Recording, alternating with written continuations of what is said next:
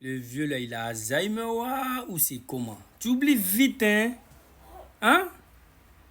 À 99-2000, après le coup d'état de Robert Gueye, qui a manipulé Robert Gueye à ce qu'on élimine Bédié et son excellent M. Alassane Ouattara, qui était le premier ministre à l'époque.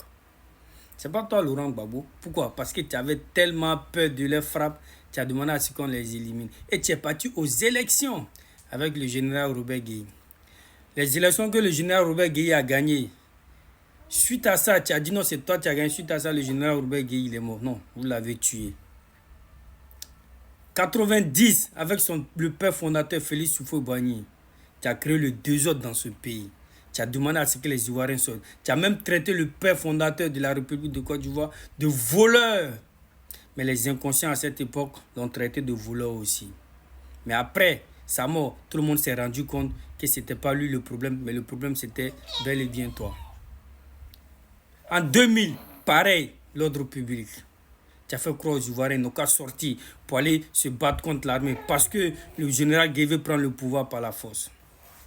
2010, encore, toi, pareil, tu as demandé à ce que les Ivoiriens sortent. Tu voulais te maintenir au pouvoir en sachant que tu as bel et bien perdu les élections. Le fait que tu as perdu les élections, la question même ne se pose même pas. Premier tour, tu étais premier, son excellent M. Alassane était deuxième.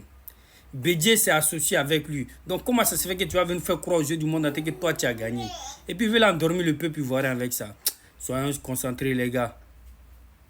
2025 là, on a décidé de ne pas te mettre sur la liste électorale. C'est même pas à discuter. On veut la stabilité des Ivoiriens. Rien ne va promettre aux Ivoiriens que si tu es sur la liste électorale, il ne va pas avoir de perturbations. Parce qu'à 3 élections, tu étais là.